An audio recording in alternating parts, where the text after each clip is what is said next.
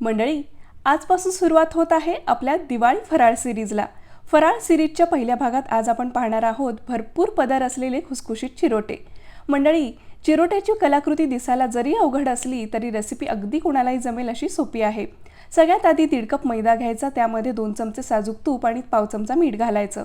तूप छान मैद्याला चोळून घ्यायचं आणि गरजेप्रमाणे पाणी घालून घट्टसर कणिक मळून घ्यायची आणि चांगले 20-25 मिनिटे आराम करायला ठेवून द्यायची। आता साठा तयार करण्यासाठी 4-5 चमचे कॉर्नफ्लोअर आणि 2 चमचे घट्ट साजूक तूप छान क्रीमसारखं स्मूथ टेक्स्चर येईपर्यंत फेटून घ्यायचं।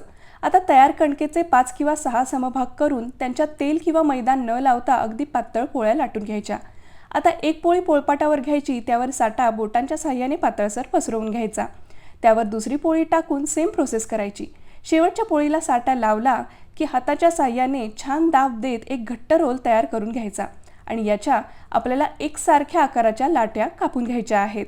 आणि आता अगदी हलक्या हाताने साधारण पुरी इतक्या जाडीचे चिरोटे आपल्याला लाटून घ्यायचे आहेत।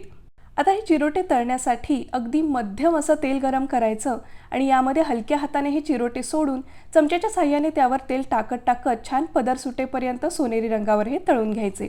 अगदी हलके गरम असतानाच या चिरोट्यांवर आपल्याला वरून पिठी साखर भुरभुरायची आहे। आणि मंडळी, अशा प्रकारे आपले मस्त खुसखुशीत भरपूर पदर असणारे चिरोटे तयार झालेले आहेत। रेसिपी आवडली असेल तर लाईक करा आणि काही डाऊट असेल तर कमेंट करा।